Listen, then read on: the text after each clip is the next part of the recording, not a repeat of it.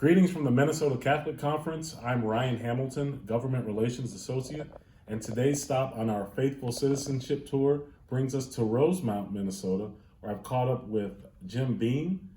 Jim Bean is campaigning for an opportunity to represent Senate District 56 in the state legislature next year as the senator for Senate District 56. So let's jump right in and get to know our candidate. So Jim, what motivated you to pursue this avenue of service? Why are you running for the state legislature? Great question. The last 2 years, to be perfectly honest, I complained about a lot of things that I saw. I saw a lot of decisions made by our government I was not happy with.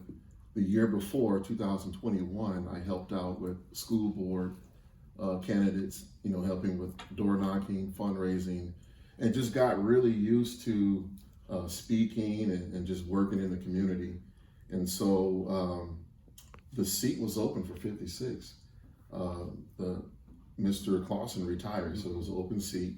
And for years, my wife was always pushing me to get involved in politics because I'm very informed and I'm just on Facebook, I'm talking to a lot of people, and I'm really passionate about the issues. And so we gathered information about the open seat and decided to put my hat in the ring. Wonderful. And so we understand that door knocking is a big part of running for this level of office. What are you hearing at the doors, and how does that align with the what you hope to accomplish as a member of the legislature? Been knocking on doors since April, well over 3,000 doors. What I have gathered so far, the response has been very positive. Voters not happy about the last 2 years. A lot of people feel that this is their opportunity to let their voice be heard. And there are some people who are faithful to their party, and so it doesn't matter what happens, they're just gonna vote one way. But I'm not really concerned about that because I can't change anyone's mind, but there is a group of people who are undecided. There's a lot of people who have never participated in politics and really don't know the issues. And I spent a few minutes just going over policies and how it affects the family, how it affects freedom, how does it affect parental rights, medical freedom, the economy, public safety, and the list goes on. And once I'm able to share that with people, they can really kind of gather that and like, well, I'm not with that, and I'm for this, and I'm not with that. And so those are the group of people that we're trying to focus on, the people who are on the fence, who maybe never paid attention before, but now they see gas prices, they see inflation, and they want something done about it. Great. So unlike many advocacy groups, the Catholic Church, we don't fit neatly into political distinctions. Okay. We don't speak as Republicans, we don't speak as Democrats. We're not a single issue advocacy group. Okay. We speak broadly, we speak to a broad variety of topics that are considered by lawmakers in St. Paul. So if elected, you'll be entering into a highly partisan and often tribal environment. How do you plan to overcome partisanship in the policymaking process? First and foremost, have integrity, be truthful, and really ask the question, what works best for Minnesotans? Sure. What is the history, what is the current reality of the issues that we all face? I think if we can stick to that, stick to the Constitution, stick to freedom, I think everything will work itself out. And politicians, they'll be able to really voice what they believe, and their constituents will be able to see if they agree or disagree. Sure. And decisions will be made. That's the great thing about America. We all get a chance to vote, freedom of speech, freedom of religion, and we can exercise those rights and those freedoms. Right. Well, thanks for giving us some insight about your why and how you want to serve. Let's get into some Q&A about some issues that are on the minds of Minnesota Catholics.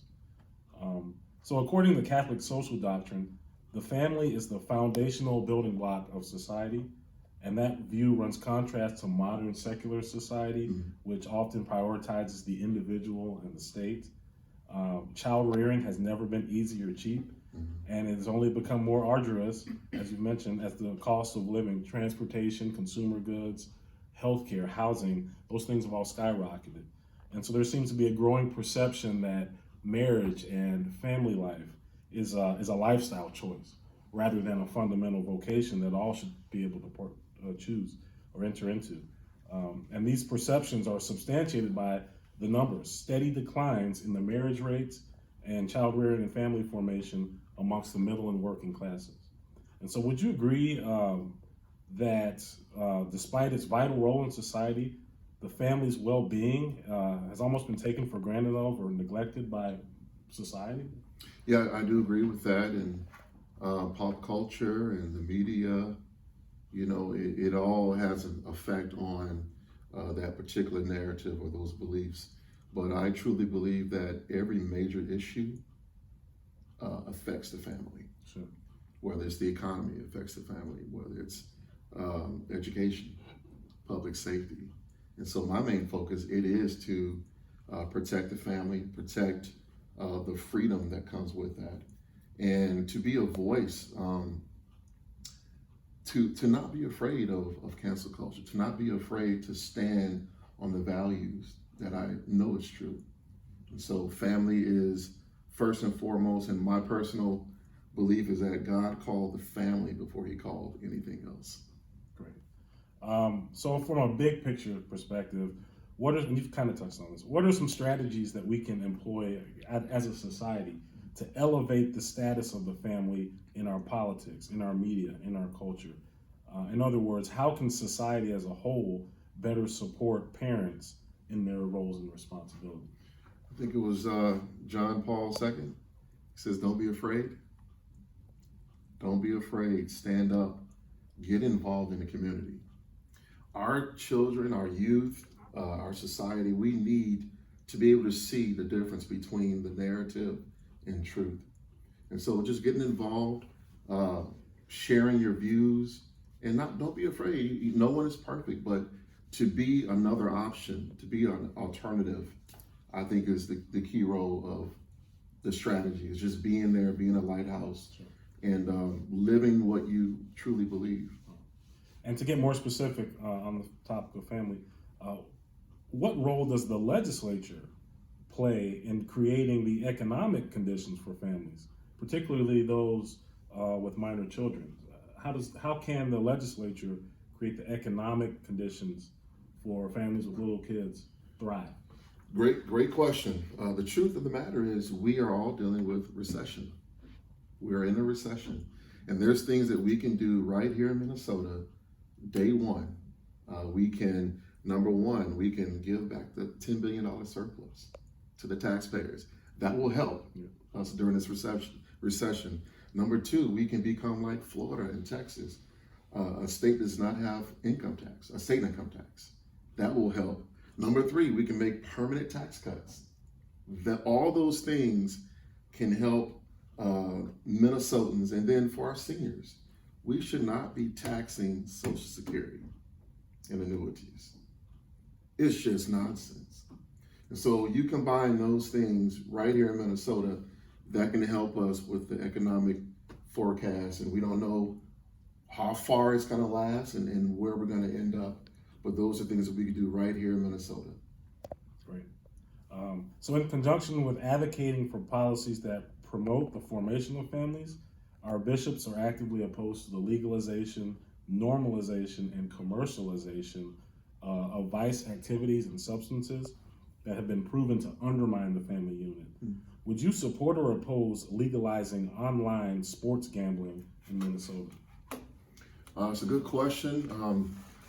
Based on what you said, if it's been proven to have a negative impact on the family, I wouldn't support it, if that can be proven. And then the question will be, when it comes to our faith, are we putting more emphasis on gambling and money or our God? And so what kind of negative impacts can that have on the family? Sure. Gambling can be addictive. Some people can go too far. Some people can lose their home. They can lose their cars, and it can really sink the family. Yeah. And so those are things that need to be considered.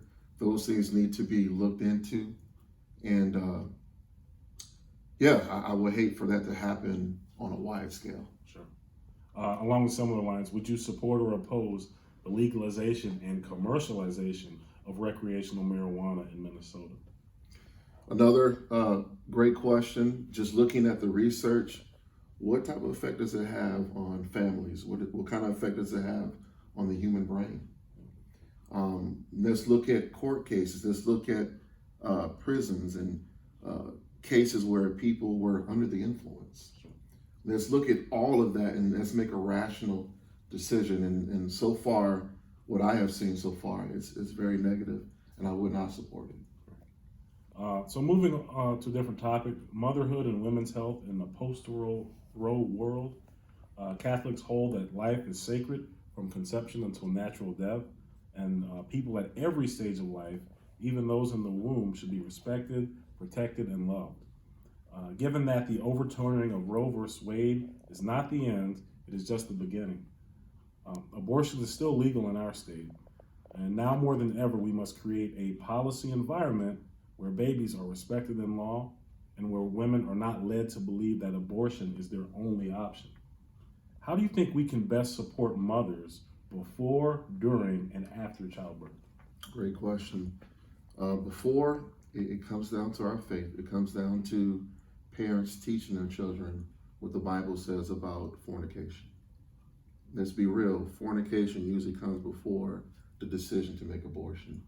The 24-hour rule, I think that is a very good rule for those who are going to take the decision, to give them some things to think about, just like a regular medical procedure. You want to get second opinions, maybe third opinions. You might want to pray about it or sleep on it before you rush into making those decisions. As far as the decision, as far as our state, I think it should come down to a vote. I would not, my faith does not allow me to go that route.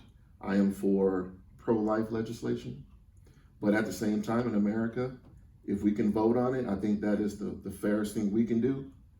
And at least at the federal level, it's not what it was with Roe versus Wade. And so another aspect is the medical side of it. It was brought to my attention, what if the egg is not in the womb? Maybe it's in a different part of the body where the baby's gonna die or the mother's gonna die.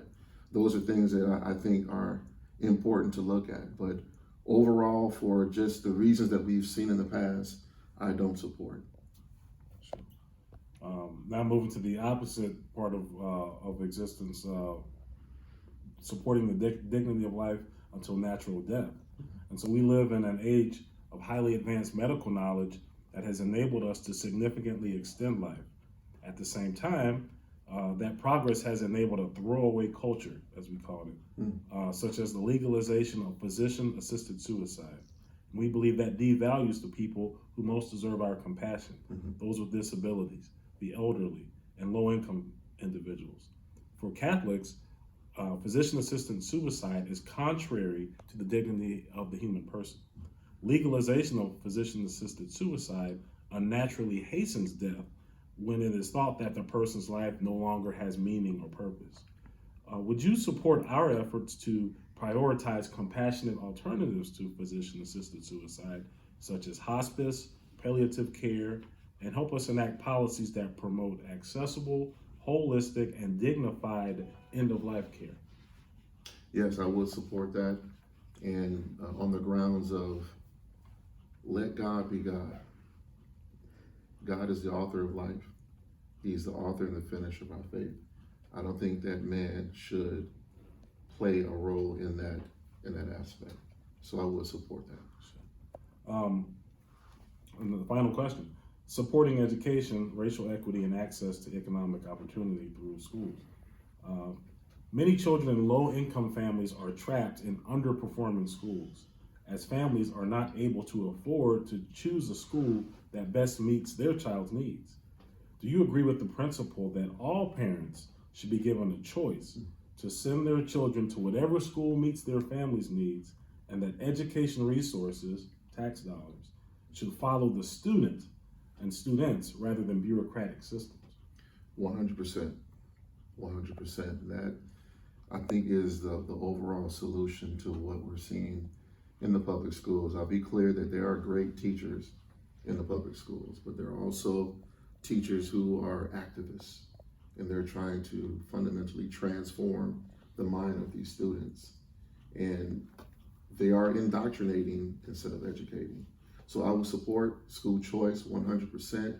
I think it is the solution to getting schools to recognize that the parents' rights, the parents having being able to choose where to send their children, what the students are taught. I think it should go back to the parent, the student, the teacher, Right. and not the unions, the teachers, the parents, and the students. And so there's a documentary called Whose Children Are They? Yeah. Very good documentary. I encourage everyone to watch that and to get a good idea of what we've been through the last 2 years and where we're going. And to change that, I think school choice will be a great solution. Great, thank you. That's Jim Bean, folks.